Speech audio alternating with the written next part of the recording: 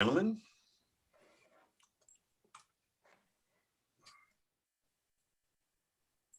and we're live. Go ahead, Elliot.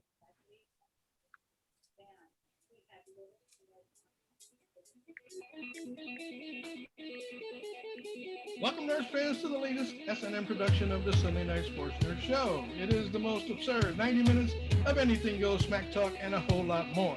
Every Sunday night, the Sports Nerd joins forces with his maniac co-hosts, whom are a select group of sports nerds with attitude that are known in Nerd Nation as the Rat Pack. These are four of the most foul-mouthed, shit-talking nerds, spitting some sick rips and rants, just enough to make you piss your pants. So listen up, Nerd Nation. Rise and welcome the legend himself. He is the founder, he is the host, and he is the star of the Sports Nerd Show. Coming to you live, straight out of Lakeland, Florida, Scott, the Sports Nerd. Right. What's going on, fellas? How we doing tonight? What's going on? Look at John all bouncy and happy and shit. What's going on with that? And wearing a baseball T-shirt. Hello. Hello, right? I had to rock the Jays paraphernalia because, like Elliot said, I was digging deep into my my dust buckets to find this thing. Meanwhile, I'd purchased this T-shirt this weekend. So yeah, he can't find the stuff from back in the 90s. That stuff don't fit me. Hey, I got a jersey in the early 2000s. Hamster shirts. What were you, like 9, 10 when they were? What? Nah, man, I'm born in '77, bro. I was like in grade 10. Grade All right, 10. so you were like 15. Oh, dude, can 14, 15, yeah. 15 and no, he wasn't 15 and 77. No, he wasn't. Bro, He's not that old. Can I tell Even you? I wasn't 15 and 77. Come on. Okay, I got to tell you. Can we do story time before we start? Yes, go ahead. It's a funny story, and it'll be a laugh at my expense, so you guys will really enjoy this. So you guys know in 1992, there was a certain team that was in the first World Series of its history, back-to-back, but this is the first one. So they're playing Atlanta. This is when John was going from grade 9 into grade 10. John, all summer, at some job, I forget what it was, but I had all the money. I thought I had all the money in the world when I was getting into grade 10. And there was a beautiful young maiden that I was deeply infatuated with. And just like, oh my gosh, this girl was just everything to me. And what did I do? I busted my butt and I said, hey, lady, would you like to go to the World Series with me? The first, I think it was the second game of the series in Toronto. It was game 4 or something like that. Anyways, I purchased the tickets. They were astronomical. Yes, of course they were. 92, 93. These things were not cheap. Just think what they are today. Yeah, exactly. Yeah, right. Took the lady out because she was this big fan. My mom's actually here. Listen, you remember when I took I forget it. Remember her name? Remember I took her to the World Series game? I know, it's embarrassing.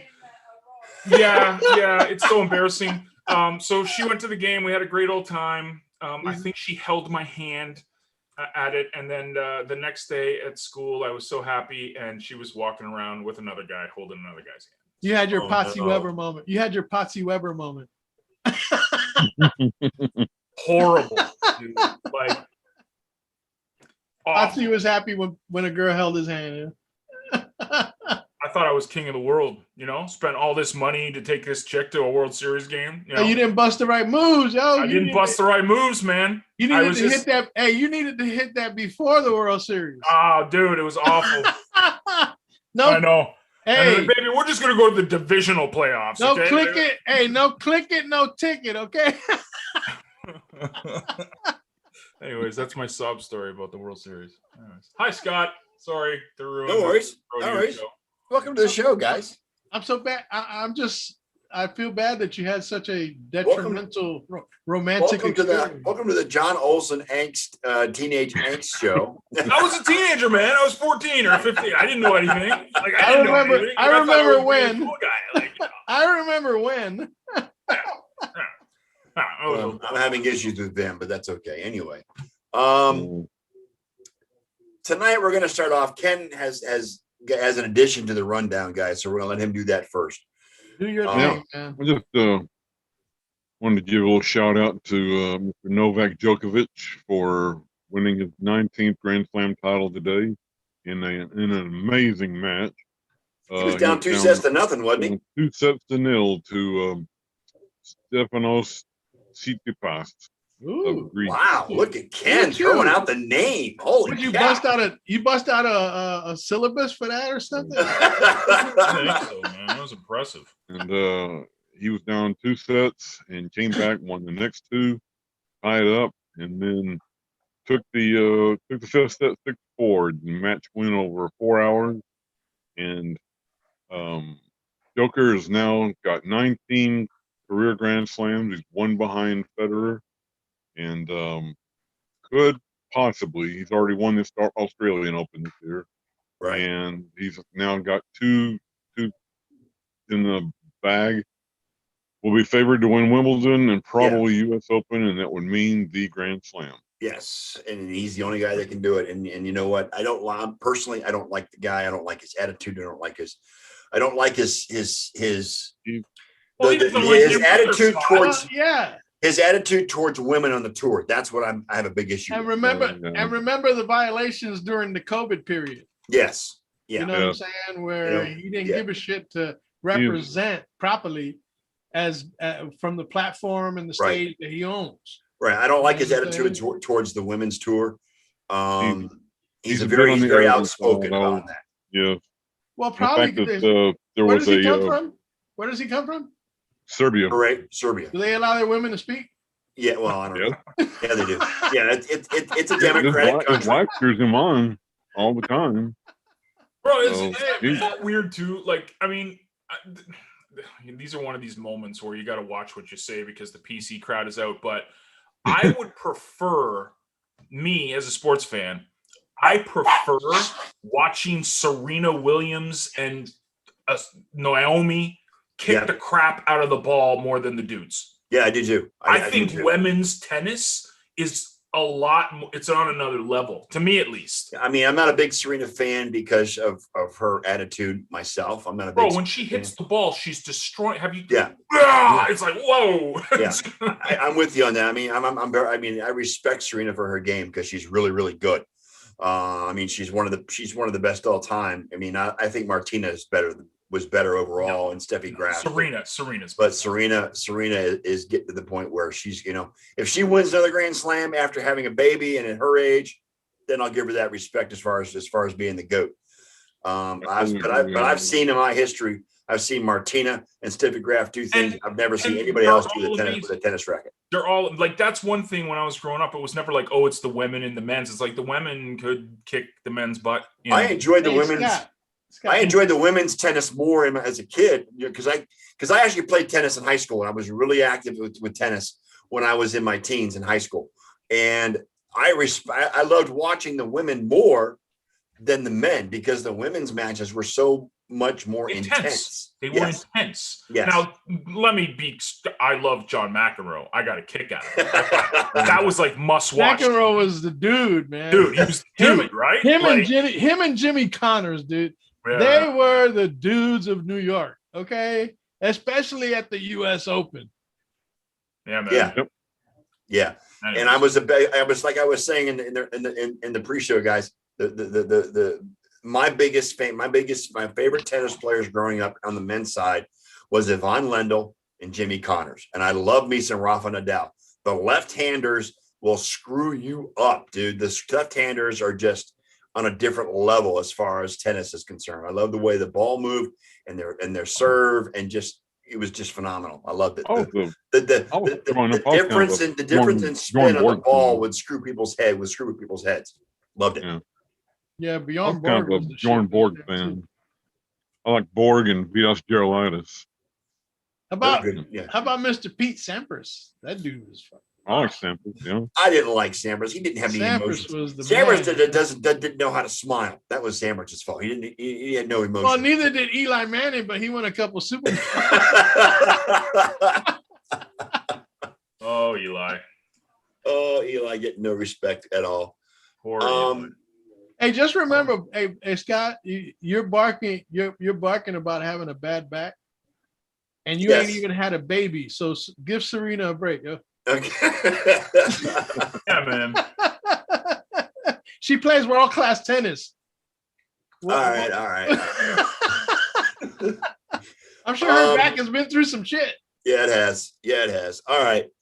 Let's get the ball rolling. Julio Jones traded to Tennessee earlier this week. That's a beauty. Um, And now people out there number barking that 2. Tennessee is Super Bowl bound. they needed to play We defense. talked about this last week. Why Did is you this? really? Yeah. We did talk Yeah, about Julio I last thought we week. That was did. the day Yeah. the trade happened. Okay. All right. I But apologize. it's okay. It's okay because it's interesting to discuss all of a sudden these Tennessee fans coming out of the woodwork talking about they're on their way to the Super Bowl or they're a favorite to win the, to be in the Super Bowl. Have they seen their defense play? Exactly. I'm just saying maybe they think they can outscore They were teams. the 26th or 28th ranked defense in the NFL last year. They were terrible. They were on the same levels defense as the Browns were last year. Well, you know what? That was as terrible as somebody that posted, and the reply by a person to this post was, "It's too early to start smoking crack and meth." And my response was, obviously, they don't follow that rule. Okay, it was the Super Bowl, Cleveland Browns and Dallas Cowboys. Get the fuck out of here with that bullshit. The Dallas Cowboys might make it, but Cleveland ain't. Oh, thank you very much, Elliot. Thank you. Actually, neither one of them are gonna make it. Yeah, well, Cowboys, Ken and Scott ain't that lucky. Hey, Scott, did you press post to Hive on Vim? That's why it's not showing up. I guarantee it. On how your do I do that? dashboard, click post to Hive. On my dashboard. Is there an argument? Is there an argument for the fact that Tennessee might have one of the better offenses in football now? Offense? They did Yes. last year too. Well, I ain't talking about. I just said offense. I didn't say nothing about no defense. Do That's they have the- one of the best? that- No, they don't. No, yes, Derrick Henry's great. Julio's great. AJ Brown's great. Tannehill, I'm not sold on. I'm sorry. He's not. He's Been raking ever since he joined the Titans. He's been great, but he's not been like I don't. Okay. Well, you know when your what? team is playing the Titans, do you go like, oh no, Tannehill's going to eat us up? Or do you go like, oh, it's probably going to be Derrick Henry we need to worry about? Mm-hmm. Like, Yeah, I but get I get that Tannehill's been great. Tannehill's got his. You know what? They went from Corey Davis to Julio Jones. Come on now. Which is good. Which is obviously a big upgrade. And you know what? Tannehill was breaking out with Corey Davis. So what do you think he can do with Julio Jones, AJ Brown, and the rest of that offense? Yeah, You know what I'm saying? I hear you, but- I'm just saying they might not defensively. There's question marks, big time, but on was gonna offense, say, they can probably Most of the pound a games few they won teams. last year were like 35-30 and 42-35. I'm just saying there were a lot of high scoring games last year. So the NFL's become a pinball league. It's Yes, become a yeah. CFL. That's what Ding, you're saying. ding, Madden- ding, ding, Madden ding, ding. League. Yeah, exactly. It's not giving me the option to do that, John. It's grayed out for some reason. I don't know why. I don't know. It's okay. We'll stick with Zuckerberg. We'll see what happens, man. Nobody knows. I mean, we're still wondering what the hell's going on with Aaron Rodgers. And didn't we say we weren't going to talk about him until something actually happened? Well, I mean, Gray, I agree. I mean, I'm with you Yeah, on there's a that, Elliot. whole lot of other content we can talk about. A whole lot. But- of other stuff but we that can it's talk not time for that We yet. know. But No. I will say one thing. I disagree with Aaron Rodgers being a complicated individual. It's not The GM's complicated. an At idiot. all. It's not complicated at all. You screw me over, and I'm saying screw you. Yeah, it's that simple. Plain It's and not that simple. complicated. You fuck Hey. with me, I'll fuck you back. I mean, the GM That's is all saying, there is to it. the GM is digging his grave. He's digging a hole, man. He's digging it. And the more he talks, the bigger the hole is going to be. Aaron Rodgers will sit this season out if nothing happens. Why? $31 million. He's going to cost him. It's going to cost him upwards of $31 million if he does. He doesn't care about He the doesn't fucking care. money, dude. If he cared Great. about And the did you money, hear what Devontae Adams said about that? and he ain't even showing up to camp. He's Devontae gonna Adams. show up. He'll What- He show didn't up. show up. What did Devontae Adams say, John? He said like how where he grew up, he's never gonna sit down. Like he came from nothing, and like the fact that like people are sitting out to save their money, like to not make their money, to make a statement. He's like, screw that. Like I'll be there. I'm making every penny I'm owed. So yeah, but I mean, Aaron, I mean, God, the money, the endorsement money, and I all, just don't care, you dude. know, all the money he's made Bro, over the years. He'll $30 still million have is endorsements. nothing it to must be him. nice to just say I don't want 31 million bucks. You know what? He can make endorsements even post NFL. This dude's already got star status in a lot of circles. In Jeopardy You know what I'm saying? alone, like Yeah, Jeopardy. he Let's Jeopardy. go. hosted Jeopardy. Come on. You don't think that he might be a good guest host for other game shows and stuff like Price that? is right. Screw Drew. Forget that guy. Let's Exactly. go. Yeah. Aaron Rodgers is going to get his money one way or the other. Drew But Carey's he's a not good willing to boy. Nobody sacrifice dissing Drew Carey. He's not willing to sacrifice his integrity or his pride for fucking money. And you know what? Bravo, bravo, bravo to Mr. Aaron Rodgers. All right. He can't hold a woman, but bravo. All right, and this story is very intriguing. The NFL and NFLPA are investigating and researching CBD and cannabis as a pain relief alternative. It's about damn time. This is the funny thing. Anytime something about weed comes up, anyone remember that Dennis Leary bit from No Cure for Cancer when Yes. he says Yes. it doesn't lead, it leads to carpentry. What's what wrong? weed What's does. wrong with you smoking a joint and eating some fucking Twinkies? I mean, Yeah. come on. Yeah. Dude, Exactly. they say, hey, Yeah.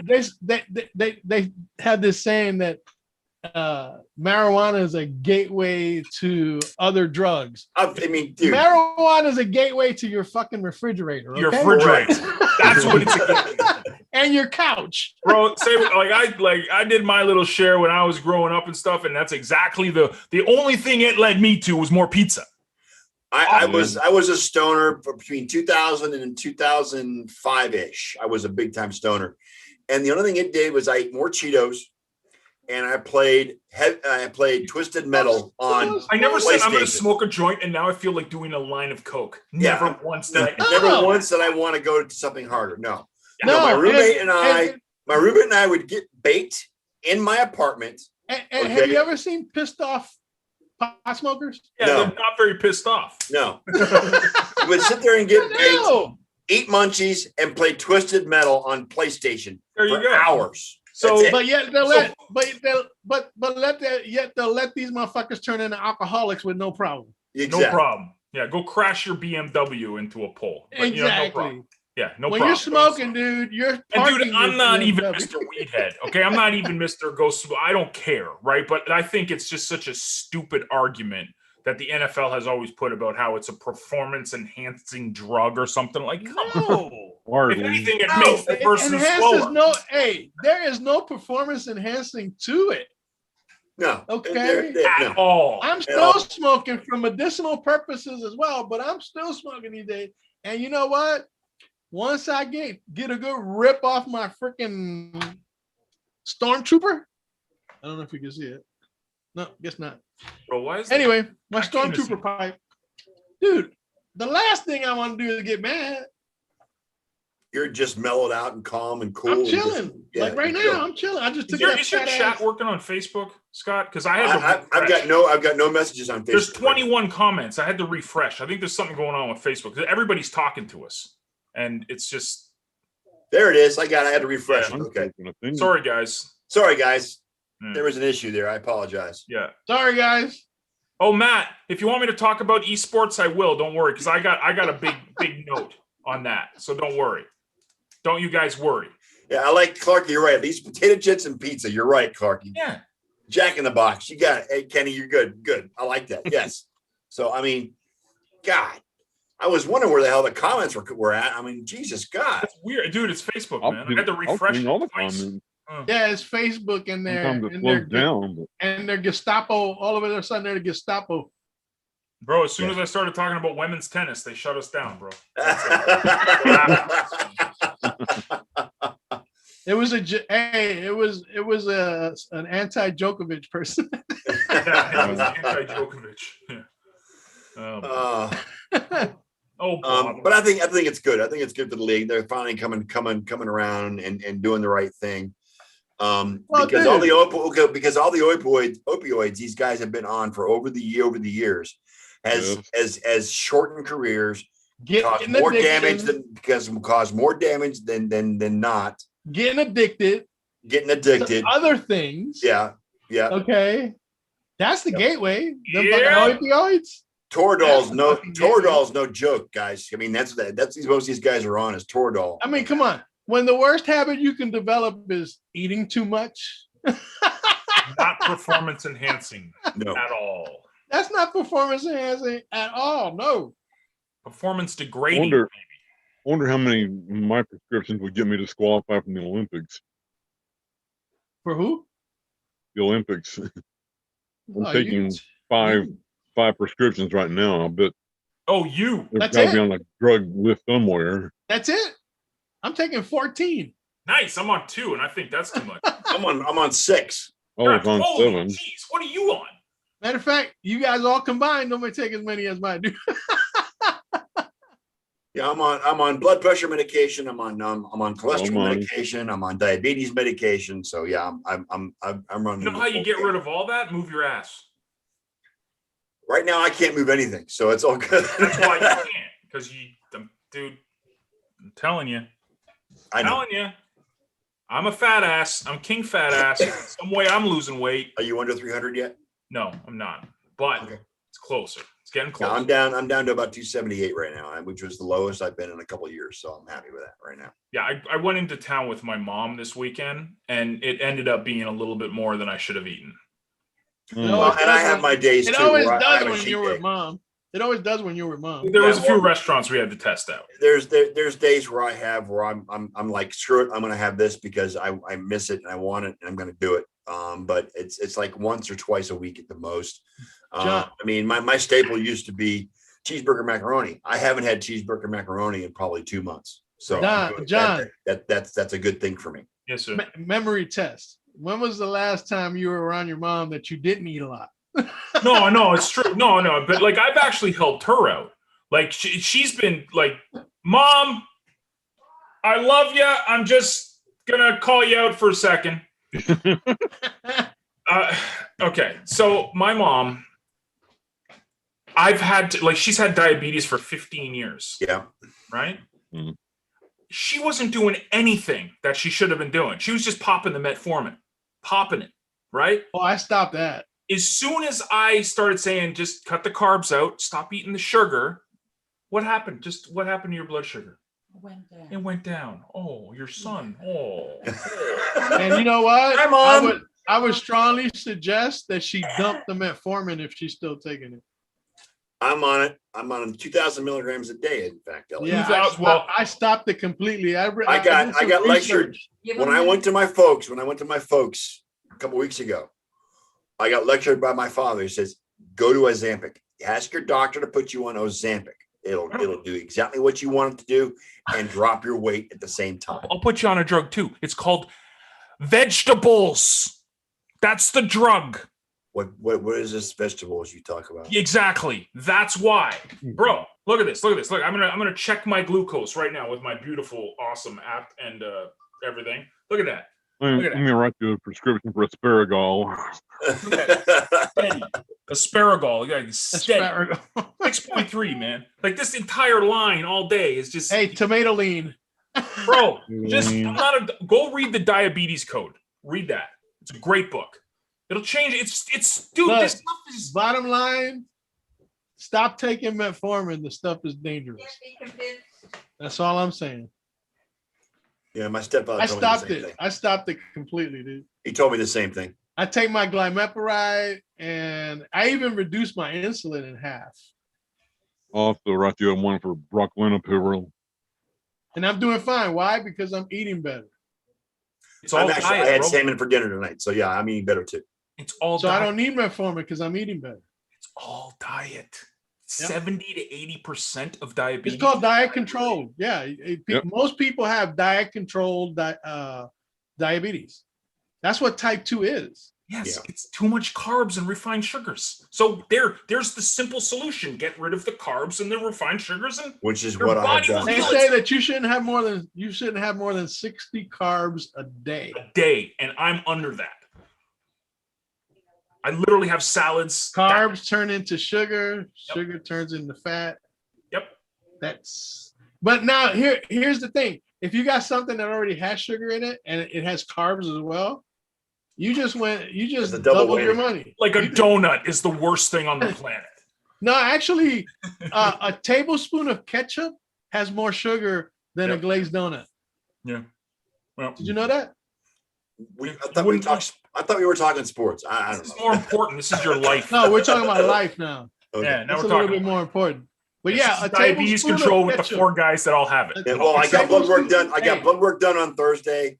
My doctor didn't call me the next day to tell me you're out of control. You need to do this. So Well, we'll see what do he you we'll see what he prick yourself? says on Again, Thursday like when I said, see him. There's more sugar in a tablespoon of ketchup than there is on a glazed donut. Bro, you've been And I'll blown tell you away. what, I should have ate more fucking donuts when I was growing up. So do you prick yourself? All right, the Huh? chat is not updating in real time, guys. For some reason, No, I know. You got to refresh it. I know. That's what I've been doing every couple of minutes. So, Yeah, I've been pricking myself for years. Yeah, the My chat, fingers- chat is not updating My in real time. fingertips already don't even Scott, feel check them out anymore. Clarky. I think I accidentally blocked him. no, I he's still see there. it. Why did you block it, Is he? Ken? I did. It was an accident. just I was rage. trying to Sure, like what he said. And then sure. Isn't Clarky a Yankee fan? Hello. I can't get him unblocked. Yeah, Eliana's right. Life nerds instead of sports nerds. Yeah. And Bill just said right there. He said he cut carbs out and sugar went from 6.8 to 4.5. Right. Yeah. And he lost 75 pounds. Yes. Can I ask who Kelly Brownson is? Oh, Kaylee Brownson gets a DUI. Kaylee Brownson is the chief of staff of the Cleveland Browns. She made Oh, that's headlines why I last see year. If For it was any being- other chief of staff, it wouldn't be on the freaking rundown. Right. Well, and Callie Brownson, I mean, she made a lot of headlines last year for being the first female to actually be a position coach during a live game. Actually, she was like a tight ends coach or something like that nature during a game last year because of the COVID issues that the Browns had last year. She was promoted. She was promoted as a role model for women in football. And there was some big press about her last year. Well, she got pulled over for a DUI last week, and has been suspended by the Browns. NFL is going to take some action as well. And she came out full acceptance. She pled guilty. She's taken full responsibility for it. See ya. And she's not going to be fired. She should be. Stefanski has already come out and said she will not lose her job. She has She been should lose her suspended. job. Well, I don't make those decisions, and I don't. Well, if it was another coach, wouldn't you say he should be? A DUI? I don't know. He should be. Why is she not being fired? Not my. I don't know. Because it's a she. They won't do it. So everyone fighting for all You know the. why? Because the Me Too movement would comes crawling. I'm all for it. Bring the women to Surgeon. coach. I'm all for it. But you play by the same damn rules. Exactly. If you want That's to it. be You equal, want you play by everybody the same equal, rules. equal. That's equal. Yeah, Because that's if equality. DUI for if I was running with a company and I got a DUI, guess what? My happy ass would be unemployment. That quick. Either that or demoted Yeah. into oblivion. Say it with me, Scott. She should be fired. No. Because other people Can't have say been. it. Why can't you say it? Why Other can't she people have get been. away with it? No one else can. I don't know. Because she is the operative word there. That's all there is. Well, Nobody wants to mess with the Me Too movement. everybody gets a second chance in my book. We'll see how it goes. And that's my thinking. and who would have gotten a second chance if she slammed into somebody and Right. they died? And that's true. That's a good point. They wouldn't have got a second chance. How many second chances have players gotten? Or look, I mean, Josh Gordon got second chances, third For chances, DUIs? fourth chances. For DUIs, and she's in a leadership position. Yeah, he wasn't killing. I don't know. Hey, he wasn't potentially killing people smoking marijuana. Okay, we just had that discussion. Right, I understand. I don't know, man. I think that's double A standard. DUI is the most irresponsible fucking act Yes. that you can pull in life. I agree When you're- because I when never you're drink rolling and drive, around ever. with a weapon, with a serious weapon of mass destruction. Yeah. Okay, Yes. that's what vehicles are on the road.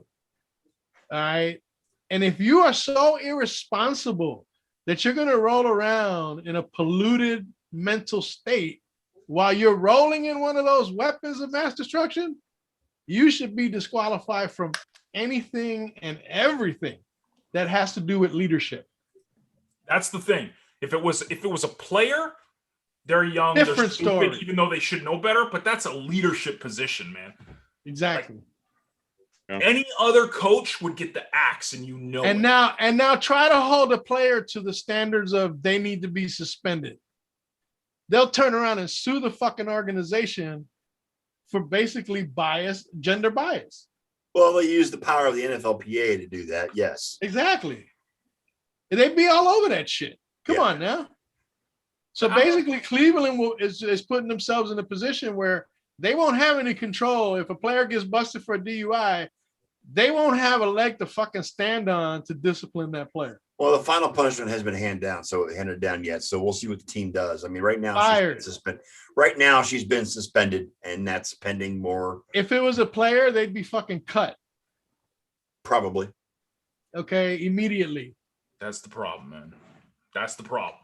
Because you don't need Player- that stain on your organization. dude.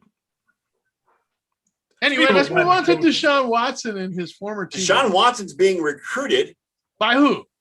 by his former teammates on the Denver Broncos. Oh, and the Broncos. Okay. Yeah, good. Go to Denver. You can do it, buddy. Who's their quarterback there? Bridgewater. Bridgewater. Bridgewater right now. And he's yeah. used to losing his starting job. Yeah, poor guy, man. Damn, dude. That poor guy. Poor. He was Poor so, Teddy. so trending up, right? Like Vikings, he was Yeah. trending up. Like, yeah, that great season, and then just Yeah. I'm Yeah. sure if he you went to want him Denver, to win. Like he he's can one of go the to- he guys. can go to Denver. He can go to Denver and literally chill out. Well, he's like Tyrod. You got to root for the guy because he keeps losing his job. Tyrod gets a needle Well, in that's his why, heart. you or know lung, what? you know? I started thinking it might have been J.J. Watt and D-Hop and that they'd trade Kyler Murray, for Deshaun Watson. And I'm like, well, then that means Tyrod Taylor is going to be right at home because he's going to lose his job before the season starts. And he won't even have to take a bad injection in the lung to do it. So, like, is the Deshaun Watson thing like is he even playing this year? Is he like? Dude, Well- he's in the same bubble as Aaron Rodgers right now. But For see, that's the different thing. Like, circumstances. all of those allegations, they're true, right? Like, Well, or there's do we know? Or, There's 21 lawsuits, dude. so why is again going back to this double standard thing? Why does he have a job? He settled one so far. Yeah, this world is crazy, I man. know. And the reason why is Like- because there's been no criminal charges. There hasn't been any charges brought against him. Correct. Wait a minute. Wait. See, this is what I don't understand. Okay, It's time all out, time out. civil at this point. Okay, what's the difference? So, this was sexual abuse, or what was it? Now, wait a second. The NFL Misconduct. look, the NFL could hold him to the standard of what is it? Behavior contrary to the league. Detrimental to the league. Yes. Right, detrimental to the league. You know what I'm Right. saying? They can hold him on that. So, Whatever you do not harm the shield. but right now, everything is just lawsuits sitting on a pile of paper somewhere, and nobody's moving on it. So, no one can actually make a move against him until somebody makes a move against him. Right. So the suits are filed. Nothing's been charged yet, though. So Deshaun is not going to see the field this year. I don't think he'll play again at all. Whether he gets traded, whether he doesn't ain't get gonna play, traded, dude. I He think ain't the NFL is going to suspend him at least half the season, if not more. And you know, and all these civil suits and whatever criminal complaints come up later, they're going to affect his ability to play. Who knows? Who knows? Maybe from an on-field standpoint, I think Deshaun Watson is a professional as far as the position he plays. Okay, I don't think that that's going to affect him head-wise on the field. Of course, he's going to have some battles off the field that he ain't going to be comfortable with. But hey, that's what a professional does, and he really needs to come back and start working on his redemption tour. Correct. You know, his journey to redemption. Agreed. So we'll see what happens. Jim Fossil. Yeah, Jim Fossil passes away of a heart attack at 71 years old. Took the Giants to the Super Bowl against the Ravens, in which got pounded. Got pounded by the Ravens. 38-9. Yeah. It's the last time I saw him on TV, he did not look good. And I remember you posting that, Ken. He didn't look good. I haven't seen him recently on TV, but he looked emaciated, and he lost all the form in his face and everything. And I knew he was having some kind of health problems, but I had no idea it was cancer. And I just. I mean, he's going to be remembered for bringing the Giants back into relevance. Relevance. Yes, correct. He did a good job with the Cowboys last year. He did a good job, man. Yeah, he did a good job bringing the Giants back, and I mean they did go to that one Super Bowl under him. He won Coach of the Year, and I think in '97, I think it was, he won Coach of the Year. Mm-hmm. And he'll always be remembered for the one comment: "This team is going to the playoffs," and they did that same year. So, rest in peace, Jim Fossil. Hey, can we flip the script here for a second? Sure, go ahead. Instead of talking, we're obviously not going to talk NHL till Ron gets here. Right. But instead of NBA, can we talk MLB? Because I'm pretty sure that T-shirt John is wearing is about to catch fire. No, dude, let's do it. Let's get some MLB, but we got to talk some NBA stuff because we will. But you know what? The MLB talk is a lot shorter, so we can get it out of there. Yeah, no. Let's talk glorious Toronto Blue Jays. I'm fine for it. No. Hey, who's your Triple Crown winner if the league ended right now? Just Vlad Guerrero Jr. Just gonna ask that question. The new Vlad the Impaler. And Vlad the Impaler. Thank you, Kenny. Yes. And as I said in the green room, I am personally advocating for the dismissal of Aaron Boone and Brian Cashman from the New York Yankee organization. Okay? I thought it was early in the season. Aren't these guys are fucking morons. Okay? Wait. You're usually the guy who's like, it's early. No, wait a second. There is no time. It's only June. Look, there's no time frame to accept ineptness. Okay, there is no time frame for that. All right, and I am beginning to see major ineptness when it comes to on-field and off-field management. All right. Hence, this weekend in Philadelphia, they know that they're going to have hitters on the bench because they're going to have to pinch hit for pitchers and so on and so forth. Mm-hmm. By the time they got to the end of the game on yesterday, they had no more bench players and they used up their backup catcher. Now, management, hello. Why did you not send two of your worst pitchers down to the minors and bring up two hitters, okay, to substitute for your having to bat a pitcher? That is fucking simple fucking management mentality that isn't being fucking used. Okay. Then you've got the Cuban Missile that looks more like a fucking Cuban water gun right now. Okay. Blowing saves, giving up home runs to freaking nobodies. I mean, the other day he gave up 4 runs in the freaking 9th inning to the Minnesota Twins, one of the worst teams in baseball. Yeah, I see your Toronto shit. Yeah. The Buffalo Blue Jays. Blue Jays. I got the Bills logo behind me. We're all about the 716, baby. But honestly, and then worst of all, okay, the worst thing that you can do as a manager, all right, is wind up having a coach get tossed out of a game because you didn't have the balls to come out and argue for your own players. Okay, Phil Nevin got pissed off over a real serious situation. Yeah. Aaron Boone wasn't budging. Phil Nevin came out and got his ass thrown out of the game.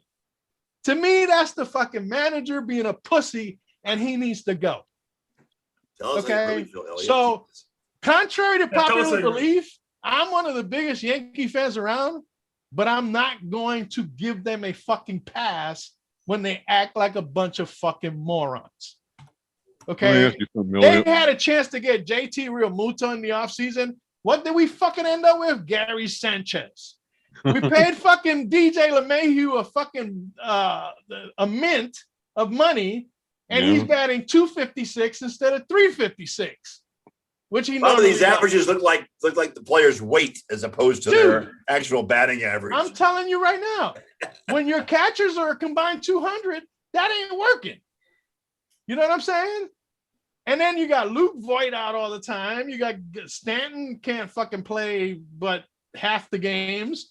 You know what I'm saying? So right now, all their decisions are coming back to bite them in the ass.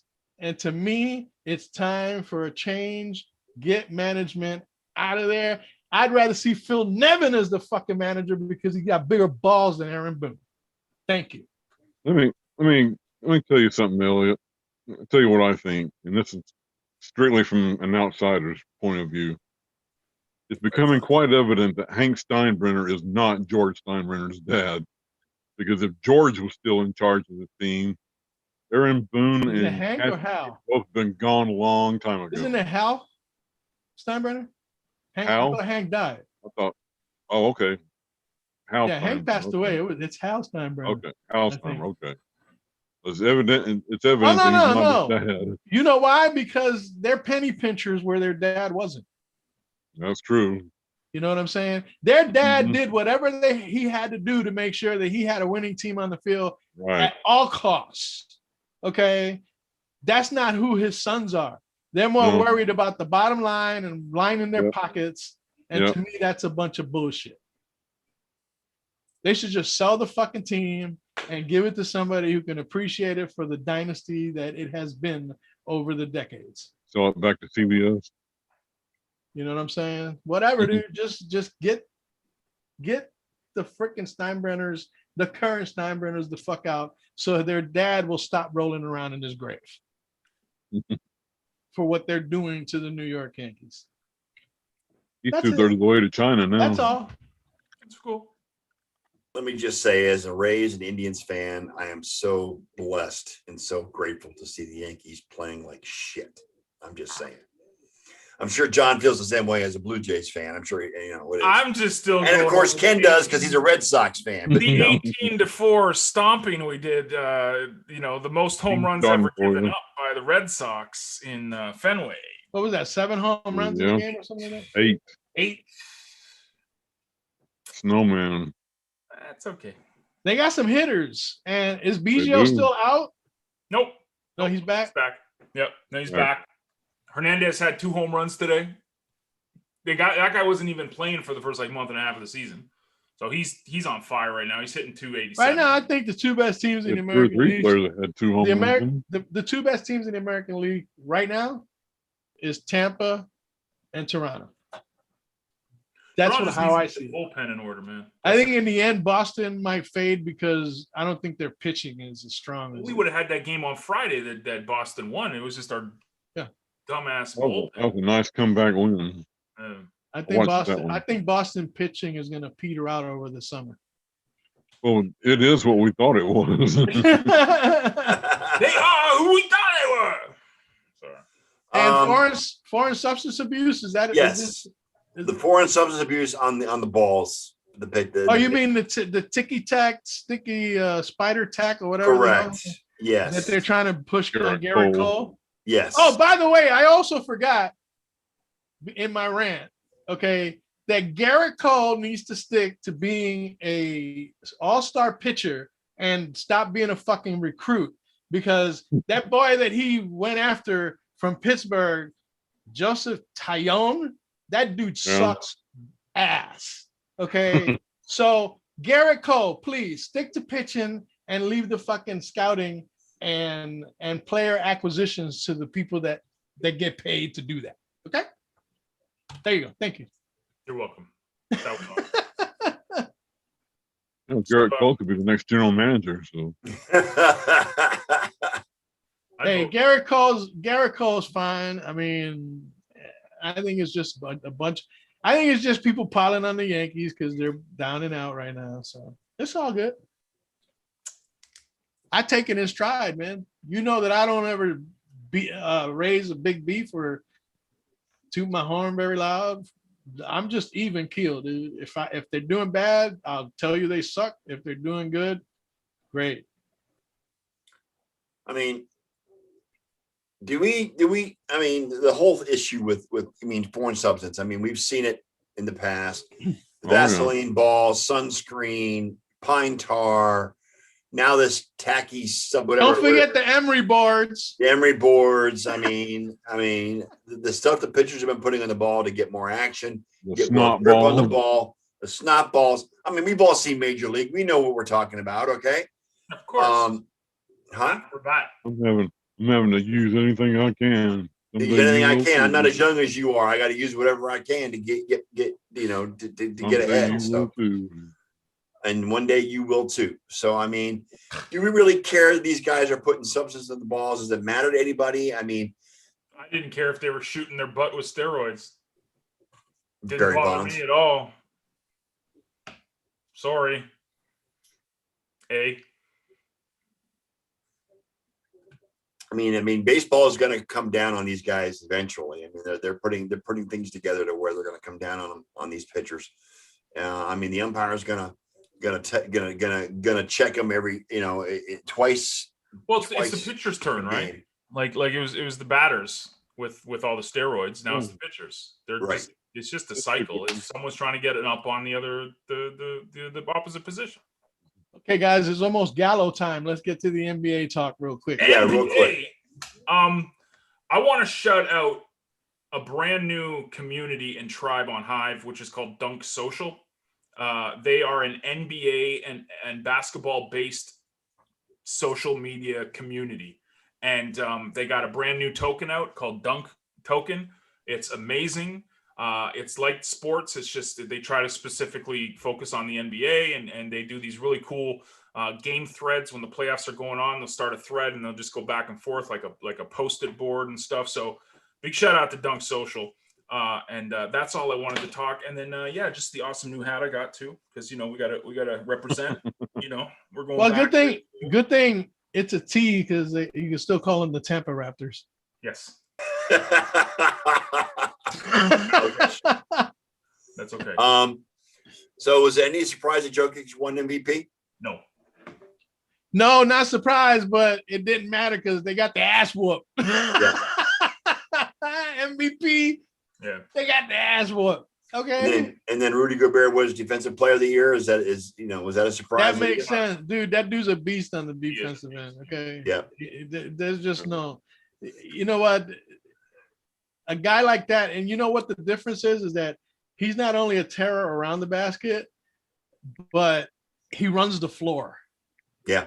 And for a big guy, that's freaking huge. When you got a big guy that can run the floor, that opens up everything, dude. Yeah. Everything.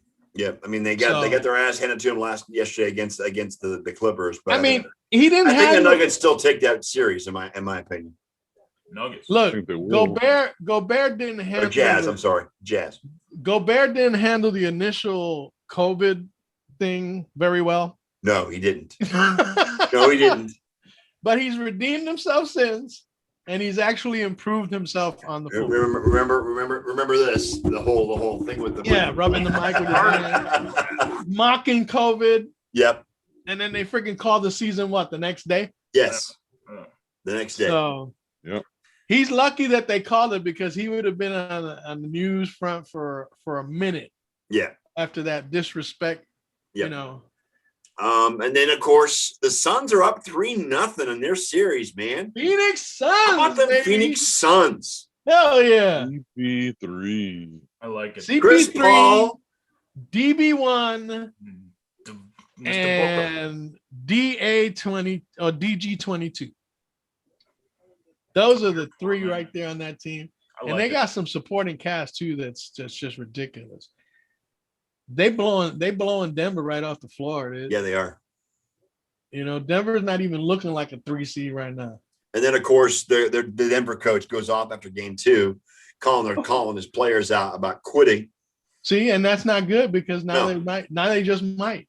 Yep. Yeah. You know, you don't call your players out like that, dude. Because you lose the locker room like that. Mhm. Well, Phoenix wraps it up tonight.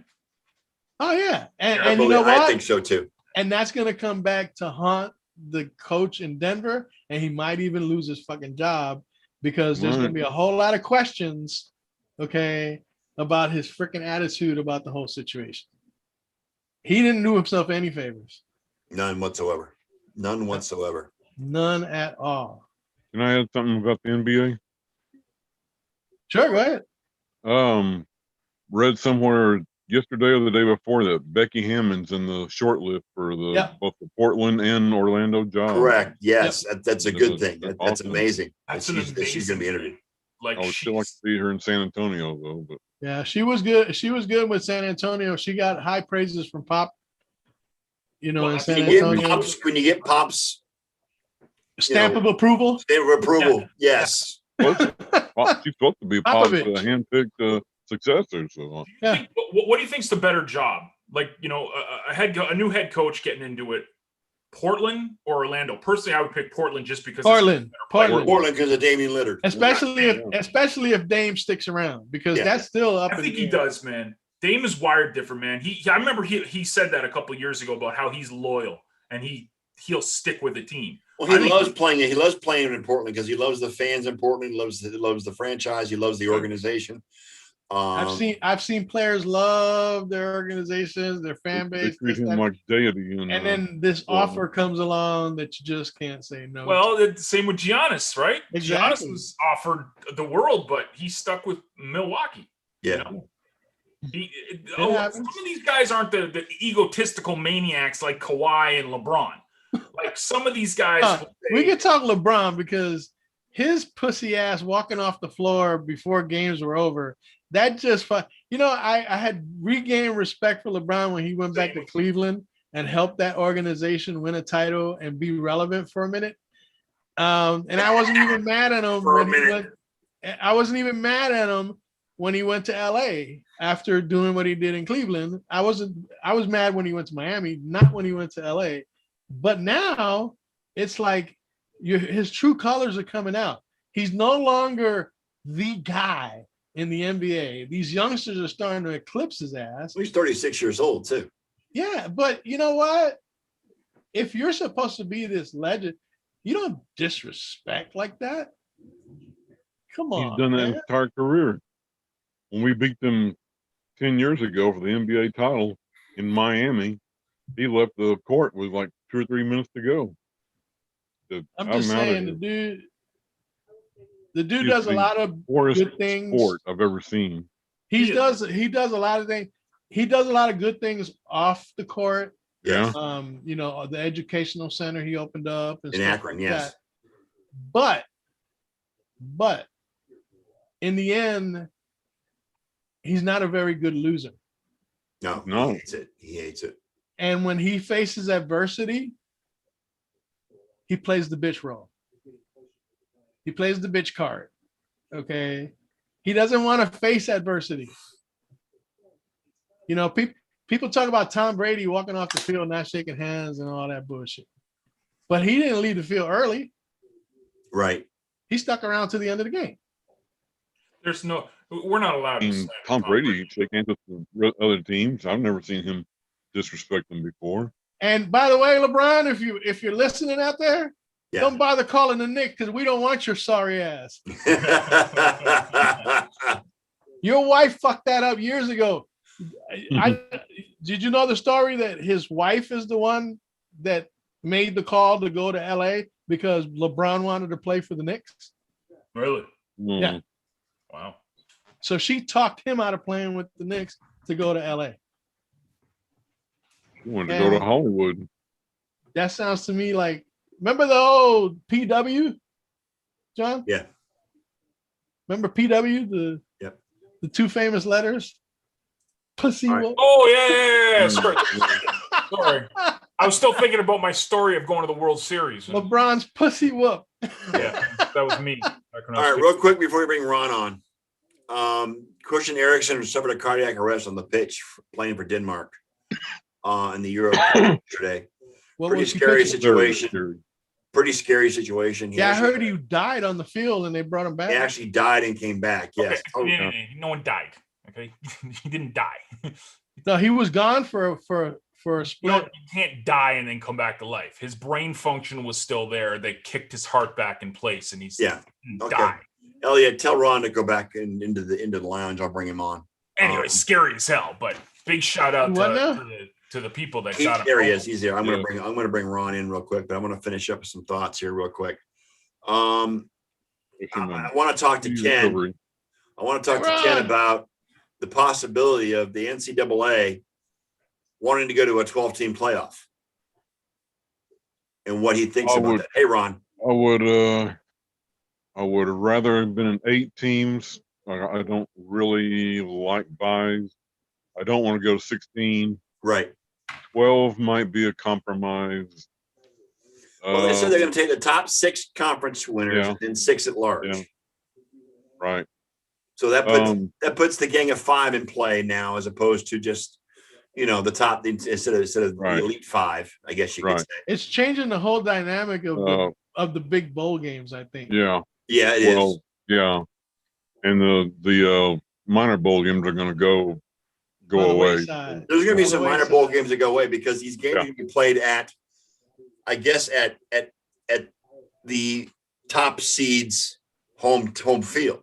Yeah, it'll be home campus games first round, and then the bowl games start in the second round.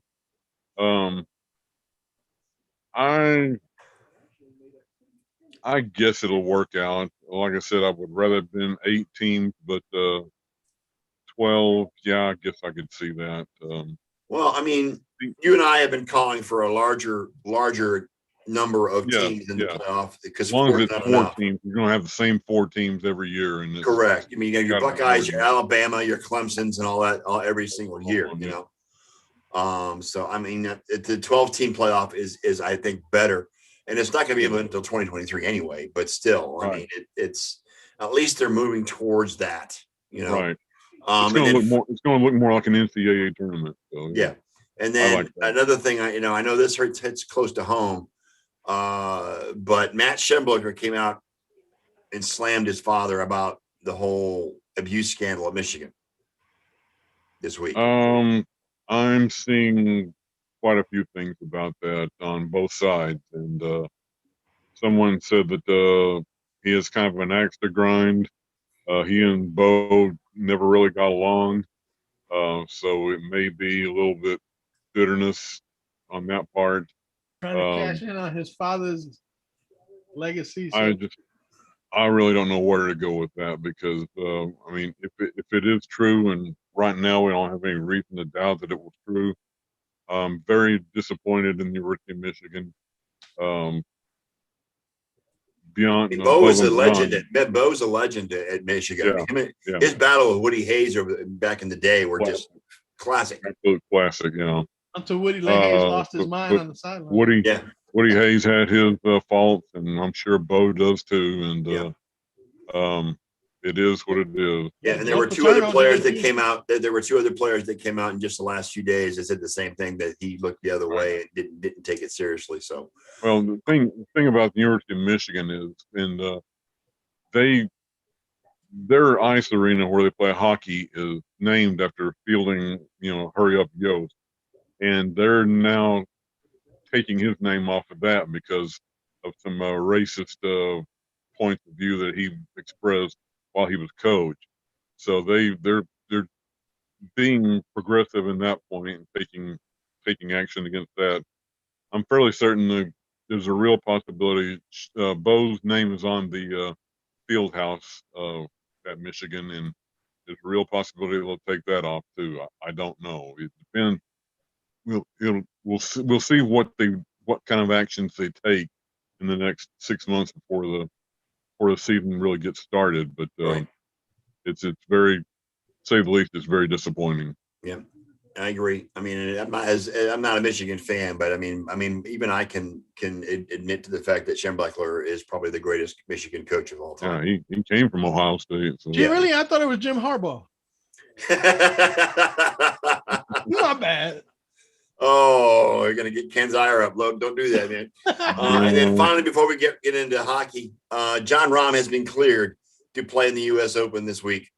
So he's gone through all the COVID protocols. He's tested negative, I should say, twice in the last 24 hours. So he's cleared to play the U.S. Open. I'm gonna isolate himself during the weekends. Yeah, and I hope and then just to be honest, I hope he gets his ass kicked. Go Phil. But remember, he had tested negative all the way through that tournament until Saturday morning. Yeah, he slipped. Exactly. He slipped. Yeah. I'm positive. Who knows? I'm rooting for Phil this week because it's his home course. He's never won the U.S. Open, and he needs it to get the Grand Slam, for a lifetime Grand Slam. So I'm rooting for Phil this week. I'm with you on that. I want Phil to win too. And with that. Before we get Ron on real quick, I just want to say now that for the first hour of the show, I represented my fandom for the Tampa series. Now it's time to shift gears and represent. Notice how I took off my backgrounds for everything in the other series. I have no more teams. And with that, we bring in our good friend Ron Gallo from the Great White North, our hockey expert. And Ron, I just got to say, I was disappointed in the effort made by the Tampa Bay Lightning today. They played like crap, too many turnovers, not enough intensity. Yeah, the totally opposite of the way the Bolts are used to playing. Hey, Ron, the Islanders didn't have anything to do with that, by the way.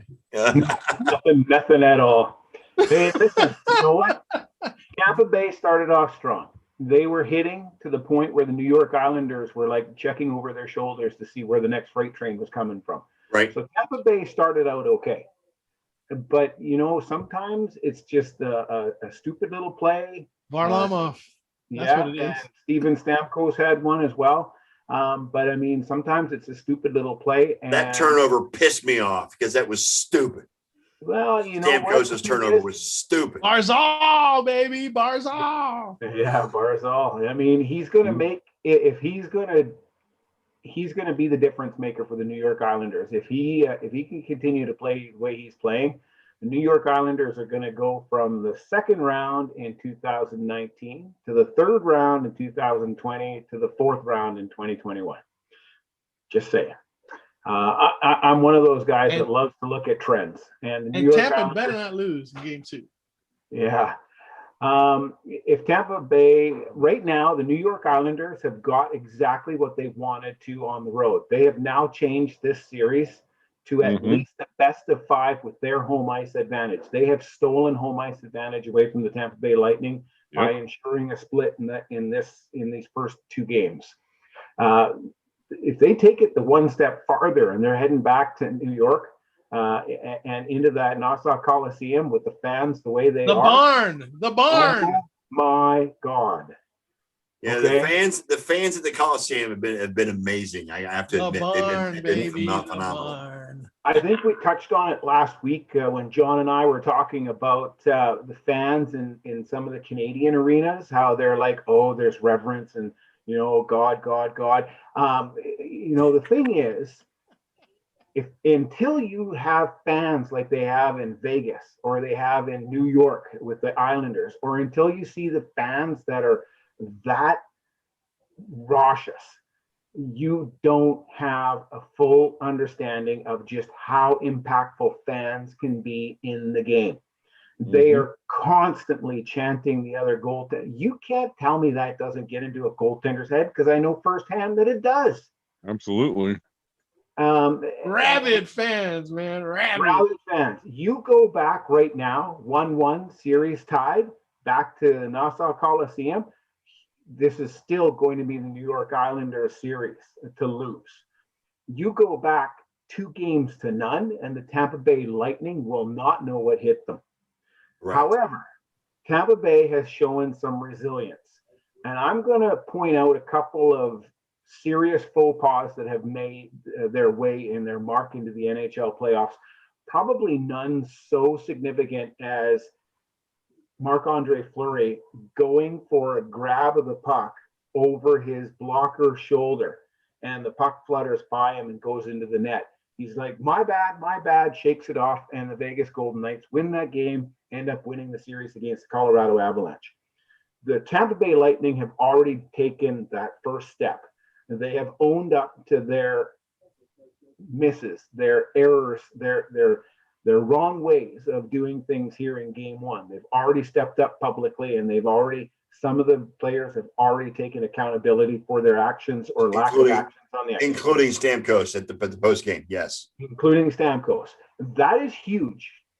Okay? That is huge, because now all of a sudden that brings players back together again. Because you can't tell me that every team is made up with 25 individuals that are all looking at this, they're not looking at the same picture. They have to be brought together. And any dressing room has this. Any dressing room has a couple of players that feel that they play better with a couple of other players and not so much with the standouts. When the standouts take a notch off and make themselves more of a lunch bucket brigade, now all of a sudden you end up with a team like the Vegas Golden Knights a few years ago, when they ended up losing in the Stanley Cup Finals to the Washington Capitals. Who was this Vegas Golden Knights? They were a team of misfits and throwaways from the NHL, and they went the distance. And ever since then, you can see that's what's taking place in the NHL.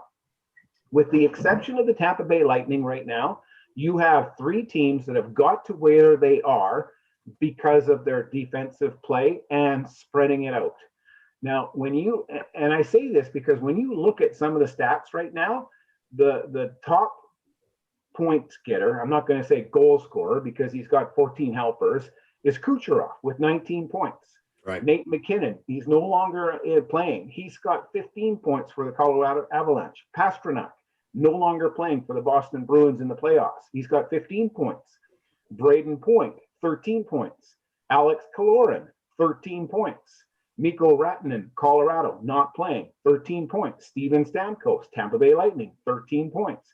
Gabriel Landeskog, no longer playing in the postseason, 13 points. We get to the number 9 player before we find a New York Islander, Jean-Gabriel Pageau, 13 points. Brad Marchand, not in. Easy. Josh Bailey. And then there's Charlie McAvoy and Sebastian Aho with the Carolina Hurricanes. What I'm saying here is if you look at the list of point getters, other than the Tampa Bay Lightning having 5 in the top 20 or top 15 or whatever it is, everybody else that's in that top 15 is gone. And keep in mind, Kucherov missed the entire season. Did not play a game in the regular season because of hip surgery. He came back for the playoffs. What I'm saying, and you have to worry about this, Scott, not so much Elliott, because he knows that this is how they're going to win. If Kucherov is the man, the playmaker, you take away his shooting lane. He can't pass, he can't shoot on net, and all of a sudden he's not picking up any points. And who's going to score on the opposite play? Barzal, go in the opposite direction. That's where I'm trying to go with this. You've got too many players in that top tier. And Varlamov is hot right now. That goalie is on fire. Again, it would be hard to picture anybody other than a goaltender winning the Conn Smythe Trophy this year. It would be difficult to see. Perhaps Barzal in New York, perhaps. Look in Montreal, maybe Nick Suzuki. Doubt it. It'd be Carey Price, 100%. Absolutely. Right? When it comes to the Pittsburgh Penguins, and I know they're not playing, you knew it would be Sidney Crosby the last time that they won the Stanley Cup. And it was like, oh my God, that's like not even the case. It should have been Matt Murray. It should have been anybody but Sidney Crosby. When you look at the teams that are in right now, it's all about goaltender. Marc-Andre Fleury, Carey Price, Varlamov, even Tampa Bay Lightning's goaltender. Vasilevsky and Varlamov, yeah. Yeah. So right now, its defense is going to win a championship. And the Tampa Bay Lightning have got to figure out how to make sure that they're not keying on one line or even two lines. They have to roll four lines. When you look at the Montreal Canadiens, and I'm paying a lot more attention to the Montreal Canadiens, but the Vegas Golden Knights have some very similar numbers. When you look at their top four, well, they only have four lines. When you look at their four lines that they're rolling, there isn't one line that's getting this much ice time and everybody else is getting this much time. They're all around 20 minutes of ice time per line. And that's huge. Because what it is you're rolling four lines. You're not counting on one or two players or one or two lines or one line in particular to get the job done. That's old style coaching right there. When you count on one line to get the job done, you have to spread it out. And I know John has seen that. I mean, we've watched so much junior hockey. I'm a play-by-play guy for a junior hockey team. Of course, I've seen it. I've watched the coach roll the same line, give them a break, put them back out there, roll another line, put the top line back out there again, and then go back to the second line, and then out comes the top line again. And it's just like, oh my God, by the time you get to a 60-minute game, if you don't have it in the bag, your players are bagged. Well, that's what Winnipeg did to Edmonton. I mean, Edmonton it was Leon and Connor, and then they'd take a break and Nuge would be on, but then it'd be Leon and Connor again. And you just can't, it's funny you mentioned that, Ron, because I always think that we're big fans of sports across the board, but there's something unique about two sports to me, football and hockey. You can't get massive success like the NBA does with a couple of guys in hockey. It doesn't happen. You can catch a hot goalie or a hot forward that's on, but you need a whole team. So you, just like you said, for playoff runs, that doesn't surprise me. And you know what else you mentioned? I didn't hear any Canadians in the top scoring either in the playoffs because it's a team sport. Montreal's built for playoffs. Tyler Toffoli does come up there, but he's not until number 19 out of. You know what I mean? That's a full team. That's a team. So it's just huge. It's huge. And the interesting thing when you look at some of those numbers, if you start breaking them down, everybody knows three of the best players in the playoffs over time have been Mario Lemieux, Wayne Gretzky, and Sidney Crosby. Yeah. Well, Nick Suzuki is just about got as many points as each one of those guys before they turn the age of 21. Yeah. So Montreal definitely has something there. And yeah, we can look at the regular season, but I know for a fact that I told you guys this. I said the reason why the game is played on a sheet of ice is because it can't be won on a sheet of paper. Right. And we're seeing it in spades this time around. Spades. The Vegas Golden Knights and the Tampa Bay Lightning, without question, are two of the top teams that should be there. And people are looking at those two teams as the teams that should make it through. Do you think New York Islanders are paying attention to that? No. Montreal Canadiens? Oh, they're 500 to 1 odds or something like that. I'm not a bookie, so I don't quite understand the number. As far as they're concerned, they're playing on borrowed time. Yeah. And the thing is house money too. Yes. And house money. When you look at trends, you have to watch out, you have to worry because now age is starting to become a factor. When we've already talked about focusing in on one player, and John brought up the names of Leon Draisaitl and Connor McDavid. With Montreal, okay, there's Tyler Toffoli. I'll give you that. There's Nick Suzuki. There's Cole Caulfield. There's that young line, right? But who's the big name with Montreal? Without question, everybody in this room knows it's Price. Carey Price. 2014, he was run over in Game 1 by Chris Kreider of the New York Rangers. That was also a third-round matchup. Carey Price was done for the rest of the postseason. Montreal Canadiens were done in 6. There goes their Stanley Cup hope. So, the thing is, I don't think if you've seen Carey Price in action or in post-game interviews, he is like this. He is even Steven. He is level-headed. He's not full of himself. He's not full of anybody on the team. He subscribes to team first, and he goes out and he does his job for the team. He does it without being a Dominic Hasek flopping goaltender. He doesn't do it in a very flamboyant style. He's good positionally sound. He's a big goaltender. He reads the play well. He's got great rebound control, and he's a big game player. Without question, he's a big game player. And his confidence and his sense of calmness goes out through that team. And the rest of the team have fed off of it. Now, Ron, not as a Canadiens fan, but as a hockey purist, which I really believe you are, what's the significance of this goalie matchup between the Canadiens and the Golden Knights? You got Marc-Andre Fleury and Carey Price. Yeah. How big is that? How huge is that? Record.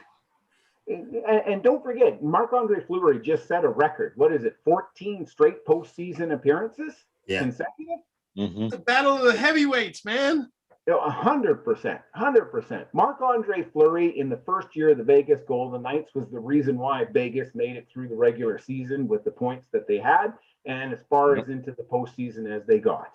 And again, it was a lunch bucket brigade that played in front of him. He was the marquee player. Nobody else on that squad was the marquee player. Now that's changed a little bit. Now you got players like Max Pacioretty, you've got Mark Stone, you've got on defense, you've got I'm drawing a blank right now, but I have to pull up the roster. But what I'm trying to say is that you're slowly starting to get a little bit more marquee names into the Vegas Golden Knights. They don't feel like an expansion team from 4 years ago. No, They didn't feel like an like expansion team. Yeah, they didn't feel like an expansion team in year one. Yeah. no.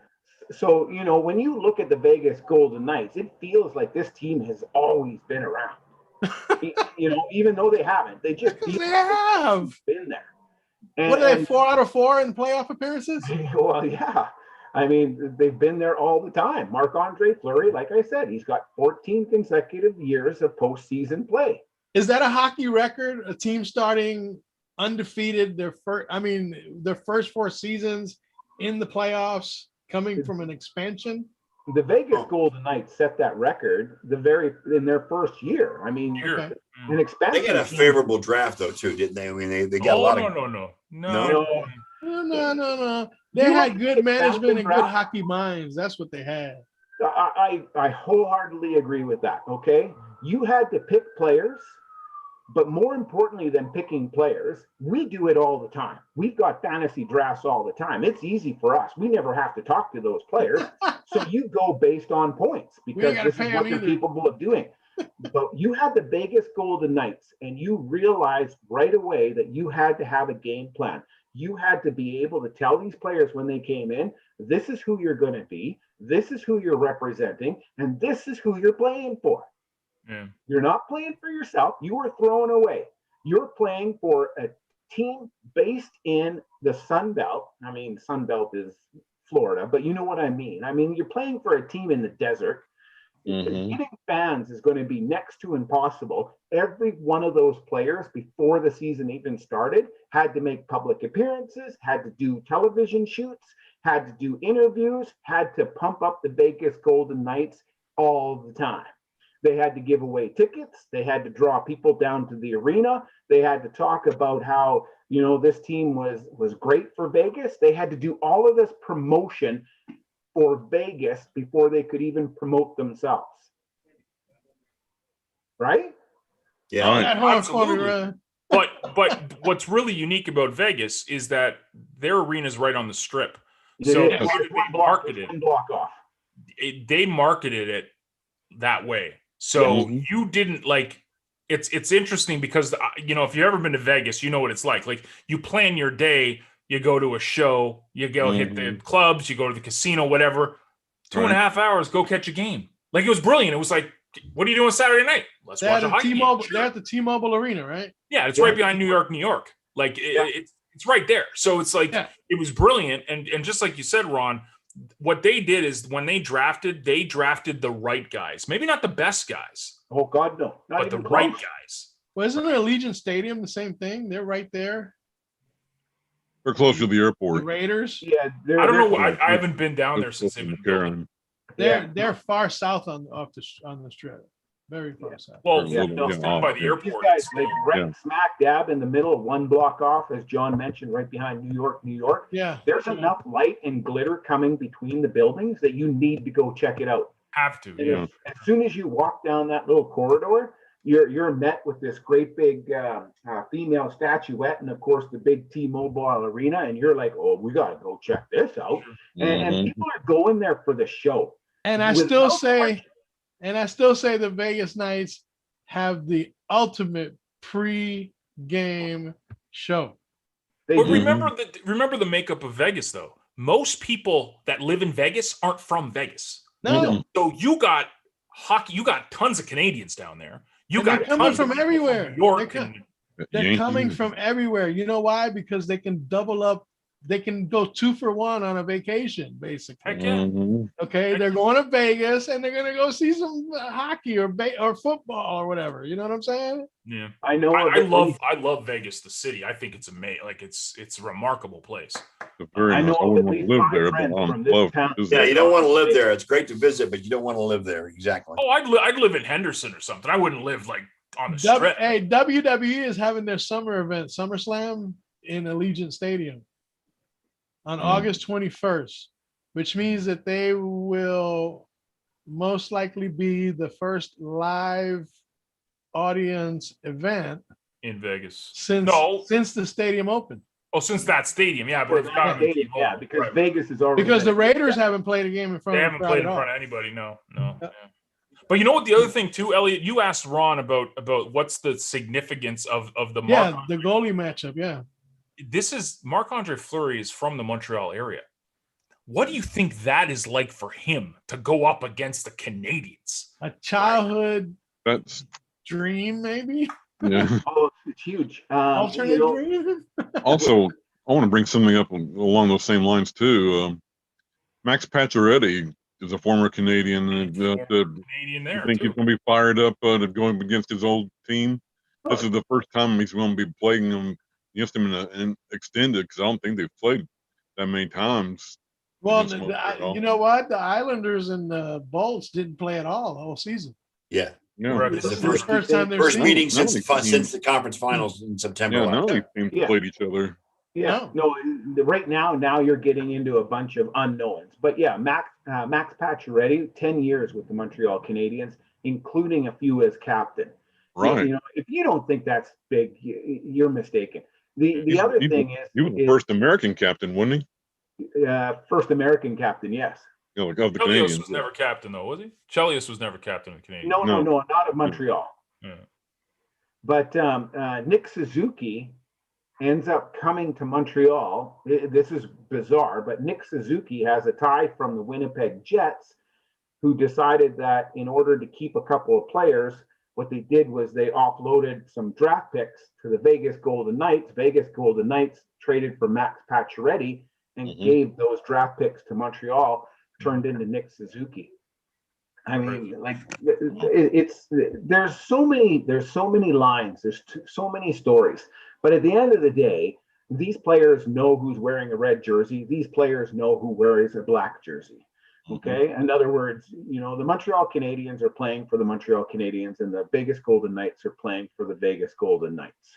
What's going to be interesting is to see whether or not he has matured a lot in his years with the Vegas Golden Knights. But don't forget, last year he was almost out with the Vegas Golden Knights. Marc-Andre Fleury. Yeah. He was almost out, and he's worked himself back into the lineup, and now he's got some good numbers again. And Remember reason why- Remember the Facebook post with the sword through his back? Exactly. Yeah. Remember And he's matured a lot. He's gained some good mental fortitude when it comes to his game. He's pretty sound mentally. So those have been some of the big improvements that he's made this past year. And that's why the Vegas Golden Knights are going with him. But you know what? You falter one game against the Montreal Canadiens, without question, Robin Leonard's coming in. Yeah.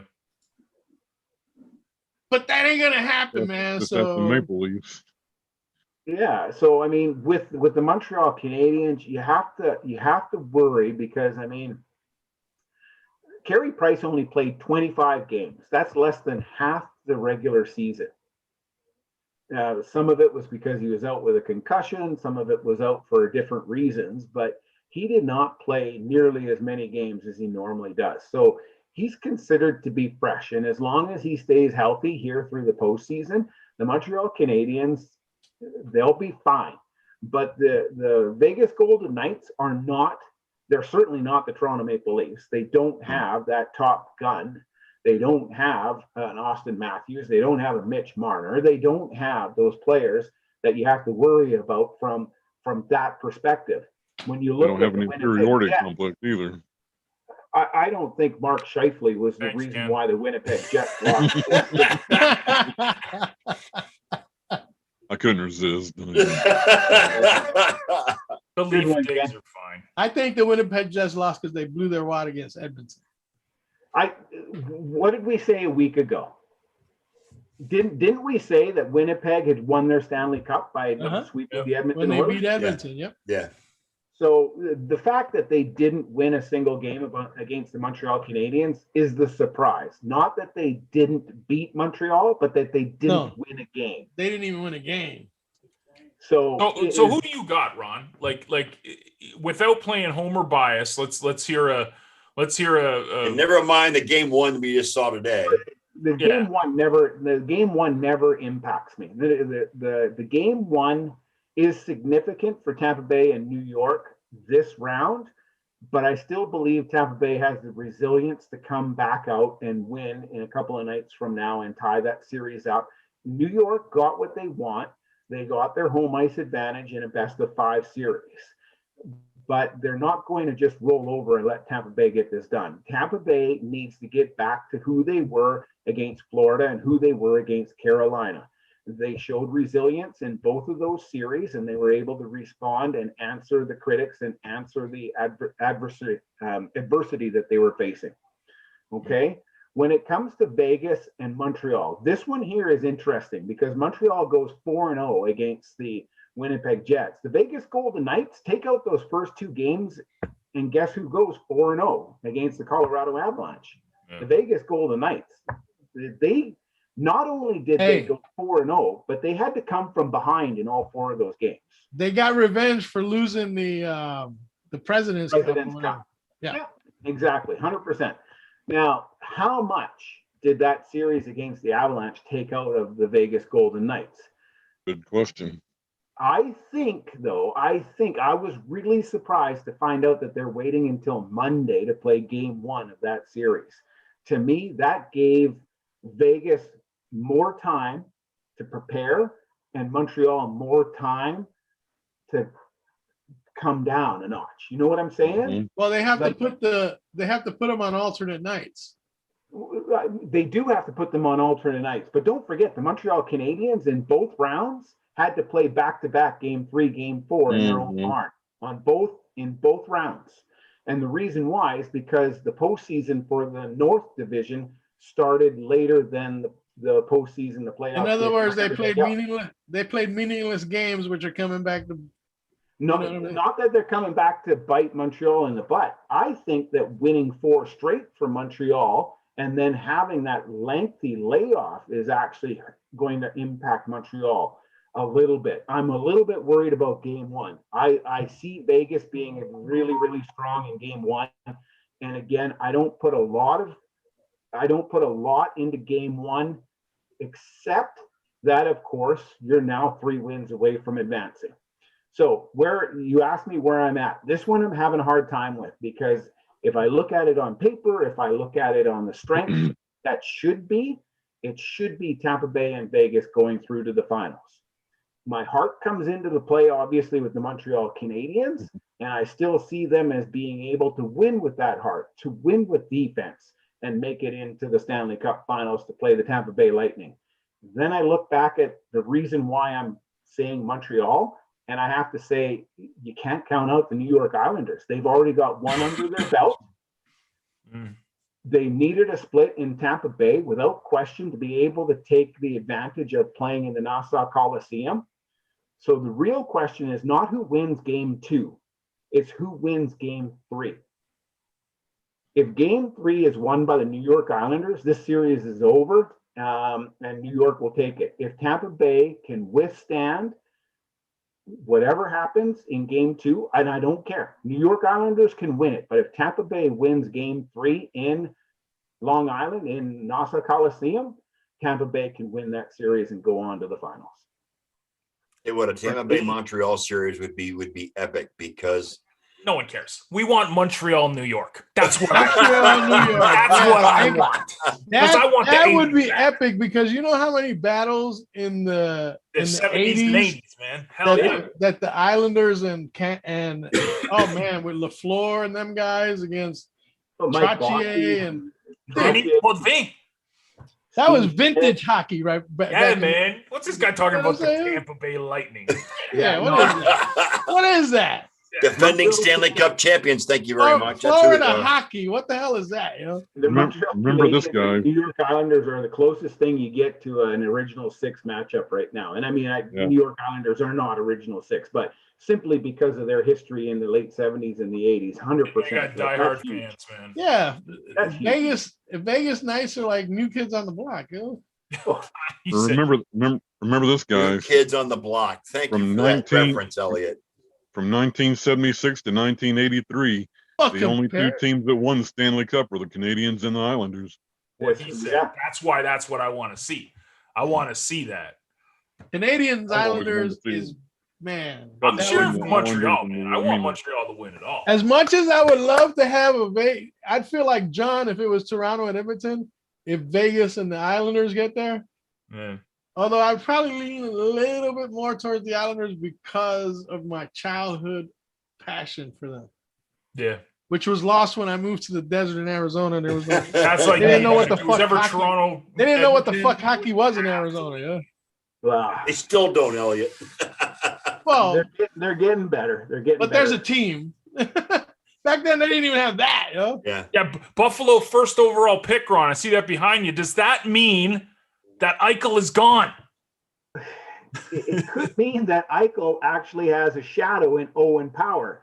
Owen Power has said that he wants to play for his NCAA team one more season, and he's going to think about that. What that tells me is that Owen Power, who's projected to go first overall in the NHL entry draft, is not going to report to the Buffalo Sabres for the first season if they choose him. I guarantee you, if Owen Power ends up being the second pick and the Seattle Kraken get him, I guarantee you Owen Power is heading west. But no, Eichel right now, like, oh my God, like what's happening in Buffalo? Is it worse than what was happening in Edmonton? Seriously? Dude, it's because I'm obviously a Buffalo Bills fan. It's the exact same ownership. So it's like you've got the Pagulas that are running Buffalo like the epic franchise, the model NFL franchise, how to develop quarterbacks and everything. And then you got the Sabres like an afterthought. It's like this redheaded stepchild. Like dude, I remember back in my days of watching hockey, the Buffalo Sabres were actually relevant. Hell yeah. Gilbert Perreault, Don Luce, Pat LaFontaine. Like, come on, man. Dude. Yeah, I mean, move up forward. And I mean, the Buffalo Sabres actually played for the Stanley Cup Finals. They lost to Dallas Stars when Brett Hull stepped through the crease. And that time it was illegal to be in the blue paint. And it was in overtime. And they still, oh my God, the uproar in Buffalo. But that's the closest they've gotten to sniffing the Ken laughs behind you. They just cannot get over again. Dude, because in Buffalo lore, there's the wide right and foot in the crease. Yes. That's 2 Buffalo traditions. Like, Yep. Yeah, no, 100%. But anyways, yeah, I just wanted to throw that up there because, of course, you got to start thinking about the NHL draft and who's going to pick and whatnot. So, I mean, the draft picks have all been selected from 1 through 27. Minnesota Wild, Columbus Blue Jackets, and the Detroit Red Wings will both have 2 picks in the first round because of getting those in draft picks from the Pittsburgh Penguins, Toronto Maple Leafs, and the Washington Capitals, who will not have a first round pick. The remaining 4 draft picks will be determined by how the final 4 in the Stanley Cup Finals plays out. So the semifinal team that loses and has the fewest regular season points will be 28. Yeah. So that could be essentially, as an example, the Montreal Canadiens, because we know that they're the fewest points in the regular season. Out of those 4 teams, they're the lowest out of all 16 that went to the playoffs. Semifinal losing team with the most points, and then of course picks number 30 and 31 will go to the Stanley Cup team that loses the Stanley Cup Finals, and then of course the Stanley Cup champions will pick last. I just want to say real quick that was one cold ass meme about the Canadians winning 2 series in 2 weeks and Toronto not winning 1 in 17 years. It doesn't affect me anymore. That was foul. No. It doesn't matter if it affected you or not. That shit was foul. That was harsh, Ron. That was really harsh, man. There's another one out today, but it's not sized to work on my background screen. So it's the Grim Reaper wearing a Vegas Golden Knights jersey, and there's a blood trail. Yeah, I seen it. I saw it. And the big old Carey Price comes out the door. And then Carey Price opens the door and flattens the Grim No, Reaper. no, not just Carey Price. A freaking Hulk, Incredible Hulk size Carey Price. Okay? Yeah. But yeah, that was he almost couldn't fit through the door as big as he was. Game 1 tomorrow, man. Yeah. Game 1 tomorrow night at Vegas and Montreal. It's going to be a good series. I think both series will end up being really good. But quick question, Ron, about the draft. Why is it Seattle is not getting the number 1 pick instead of number lottery 2? Pick. It's Lottery. It's lottery, just like the NBA. It's lottery. Oh, okay. So they put the bingo balls in the machine, and the teams that may have never made it to the postseason, they get So they had a big chance to get number 1. So the Kraken will get released at pick number 2. Yep. Mm-hmm.